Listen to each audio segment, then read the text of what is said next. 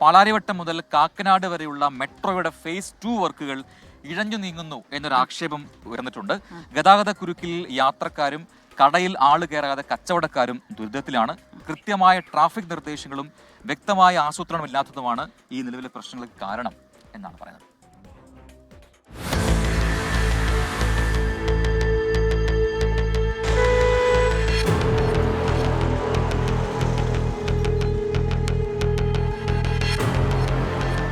കാക്കനാടേക്കുള്ള കൊച്ചി മെട്രോയുടെ പണിയിടയുമ്പോൾ പണി കിട്ടുന്നത് യാത്രക്കാർക്കും ചുറ്റിനുമുള്ള വ്യാപാര സ്ഥാപനങ്ങൾക്കുമാണ്.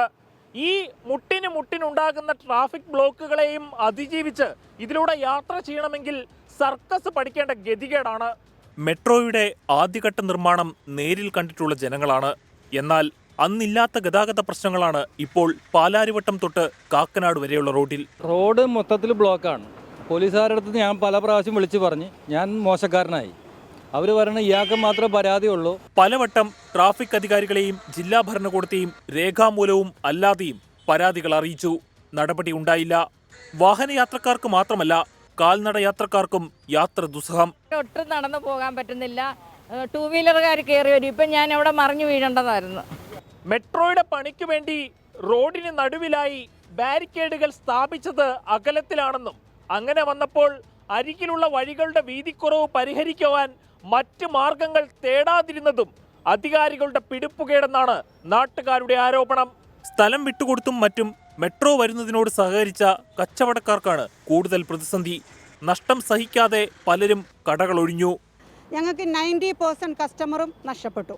90% കസ്റ്റമർ. കാരണം കസ്റ്റമർക്ക് വന്ന് വണ്ടി ഒന്ന് സ്ലോ ചെയ്യാൻ പോലും പറ്റുന്നില്ല. 2 വണ്ടിക്ക് പോകാനുള്ള വഴി ഉണ്ടാവും, വലിയ കുഴപ്പമുണ്ടാവില്ലെന്നാണ് പറഞ്ഞത്. പക്ഷേ ബാരിക്കേഡ് വെച്ച് കഴിഞ്ഞപ്പോൾ ഭയങ്കര ഹൈറ്റിലും തന്നെയല്ല ഒരുപാട് സ്ഥലം എടുത്തുകൊണ്ടാണ് ബാരിക്കേഡ് വെച്ചേക്കണത്. 600ഓളം വരുന്ന കച്ചവടക്കാരുണ്ട് ഇവിടെ.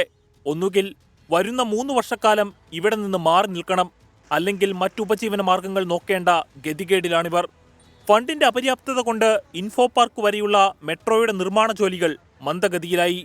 കോൺട്രാക്ടർമാർ തമ്മിലുള്ള അനൈക്യവും പണി നീണ്ടുപോകാൻ കാരണമായെന്ന് നാട്ടുകാർ പറയുന്നു. ജോലിക്കാരുടെ എണ്ണവും ഗണ്യമായി കുറച്ചിട്ടുണ്ട്. വികസനവും ബ്ലോക്കും കൊച്ചിക്കാർക്ക് പുതുമയുള്ള കാര്യമൊന്നുമല്ല. പക്ഷേ ഈ നിരത്തുകളിൽ ദുരിതമനുഭവിക്കുകയാണ് ജനങ്ങൾ. കുട്ടികളെ സമയത്തിന് സ്കൂളിൽ എത്തിക്കുവാനും കൃത്യസമയത്ത് ജോലി സ്ഥലത്ത് ഹാജർ രേഖപ്പെടുത്തുവാനും ബുദ്ധിമുട്ടുന്ന സാധാരണക്കാരായ ജനങ്ങൾ. ക്യാമറമാൻ AS അഭിയത്തിനും സാരഥി അമലിനുമൊപ്പം അമൽ സുരേന്ദ്രൻ, 24 കൊച്ചി.